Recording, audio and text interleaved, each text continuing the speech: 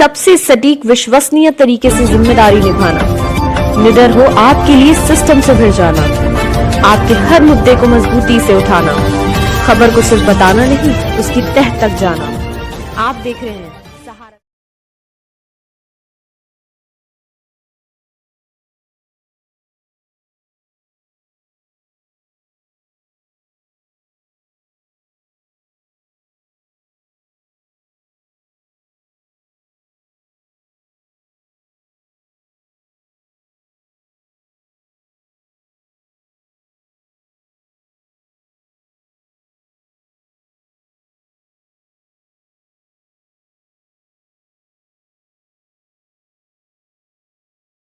दिलीप गुप्ता। कहाँ रहते हैं? हुसैन नगर उन्नाव।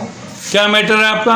हम 7 साल से ऋतु नाम की लड़की से प्यार करते हैं और उसके बाद उसने हमको फांसा और अब वो हर जगह बयान दे रही है कि हमारा 1 साल से संबंध है इनका, और उन्नाव एसपी ऑफिस में जाकर वो धरना दे रही है कि 1 साल से हमारा शादी का झांसा देकर हमारा रेप कर रहे हैं। उसकी माँ ने झूठ बोला कि हमसे 20 लाख रुपए मांगे। हम 7 साल से उनके घर का पूरा राशन पानी कमरे का किराया सब दे रहे हैं, और जहाँ पे वो रहती है अंबिकापुरम शुक्लागंज में वो रहती है, और वहाँ पे जाके जानकारी की जाए पूरी तरीके से, सब पता चल जाएगा। और उसके बहनोई ने हमसे 10 लाख रुपए मांगे थे।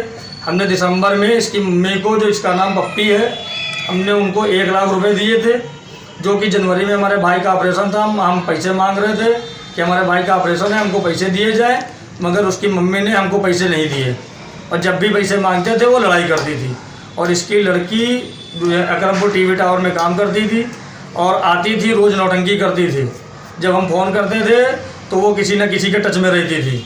उसके मोबाइल में 200 नंबर ब्लैक लिस्ट में थे और व्हाट्सएप पे 13 नंबर ब्लैक लिस्ट में थे, जो कि ये हमसे पहले जिस बल्लू बासी के टच में थी उससे भी ये बात कर रही थी और हमसे भी बात कर रही थी। और अब ये हमसे पैसा मांग रही है कि हमको पैसा चाहिए, पैसा नहीं दोगे। इसके बहनोई ने हमसे कहा था कि हमको पैसा चाहिए। हमने कहा हमारे पास पैसा नहीं है। 2000 कभी 3000 ऐसे करके हमने उसको पैसा दिया, और जब उसने हमसे कहा कि हमको 2 लाख रुपए चाहिए, हमने कहा हमारे पास नहीं है, तो उसने हमको धमकी दी कि हमको अगर पैसे नहीं मिले तो हम अपनी सास और अपनी साली से कह के तुम्हारे ऊपर 76 लगवा देंगे। तो उसने हमारे के खिलाफ 164 में बयान दिए हैं, एसपी ऑफिस में कंप्लेन की है हमारी, हर जगह हमको बदनाम कर रही है। ये लड़की क्या शादी इसकी कहीं थी या किसी और से भी चक्कर चल रहे थे इसके चक्कर चल रहे थे 4 आदमियों से। इसकी शादी 2 जगह हो चुकी है। इसकी शादी पहले लड़के से हुई थी, उसका नाम है दीपू सविता, जो DSN रोड उन्नाव में रहता है, और दूसरा आदमी रहता है दिल्ली में, उसका नाम है अर्जुन।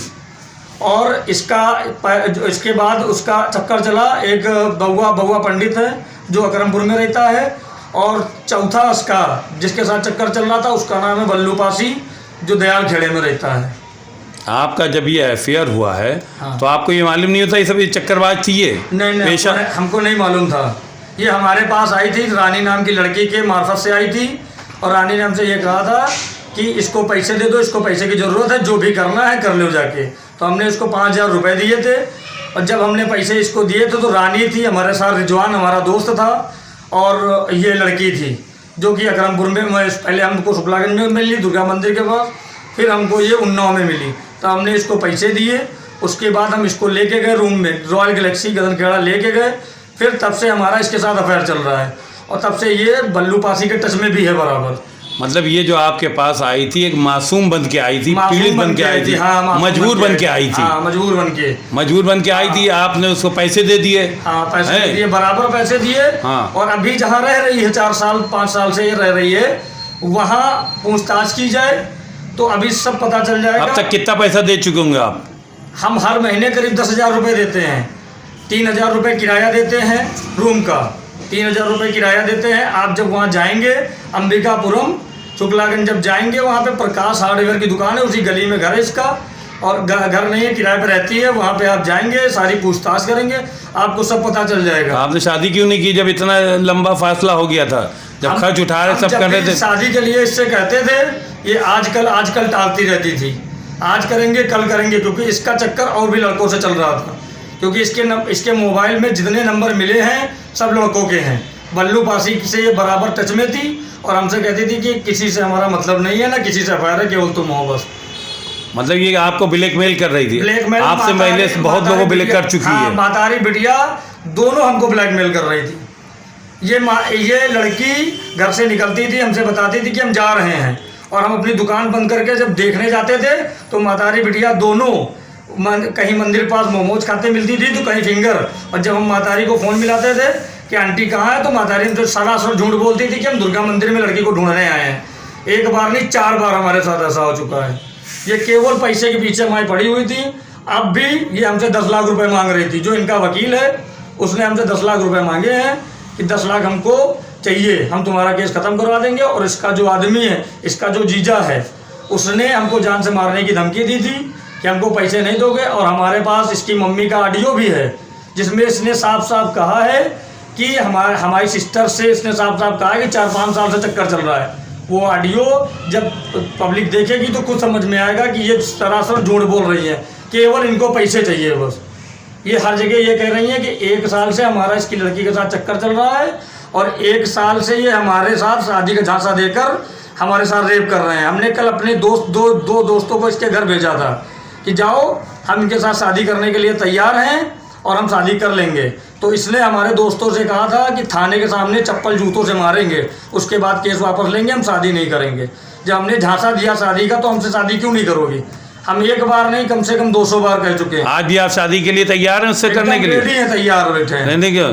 लेकिन वो 10 लाख मांग के ब्लैकमेल कर रही है। केवल पैसा मांगा जा रहा है कि बस मुझे पैसा चाहिए। इसका बानोई हमारे साथ 9 तारीख को साथ में था।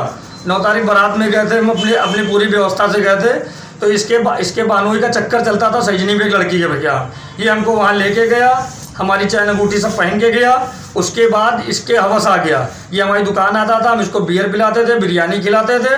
उसके बावजूद ये जब लड़की के घर पहुँचता था तो लड़की को भड़काता था कि उसने तुम्हारे नाम पे रंडी लिख रखा है, और सास को भी उल्टा सीधा भड़काता था। और जो जब भी दुकान पे जाता था हमसे पैसे ही मांगता था कि हमको पैसे चाहिए बस। मतलब आप अगर 10 लाख रुपए दे दोगे तो वो केस वापस ले लेंगे? केस खत्म हो जाएगा। मामला पैसे का है, पैसे का है, वो शारीरिक संबंध का नहीं है कोई चीज। नहीं। कुछ ऐसा नहीं है। 7 साल से उसको रख रहे हैं तो शारीरिक संबंध तो होंगे। हाँ, अब उसका घर का खर्चा झेल रहे हैं पूरा। उसकी मम्मी की दवाई तक का खर्चा झेल रहे हैं हम। घर का उसका घर कैसे चलता था? उसका घर कैसे चलता था फिर? हम भेजते थे सारा सामान।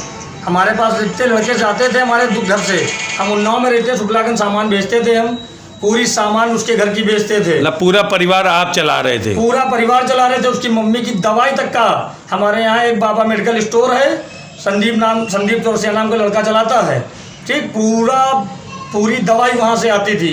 वो भी ये कहेगा कि हाँ ये दवाई जाती थी यहाँ पे। पुलिस में अपने को कैसे निर्दोष साबित करोगे आप? कैसे निर्दोष साबित करोगे? पुलिस पे ये जो FIR लिखी है इसमें कैसे निर्दोष? पुलिस उनके घर जाए जहाँ पे रहती है, वो वहाँ पे पूछताछ करे। उसके आगे वी मार्ट है, वी मार्ट के बगल से एक गली गई है, उसके यहाँ रहती थी पहले, वहाँ रही है करीब 1.5 साल। पुलिस जाए इसके घर पे जाके पूछताछ करे। जो किराएदार रहते हैं इसके कमरे के बगल में भाभी रहती हैं, वो जब से ये रहने गई है उसके पहले से रह रही हैं।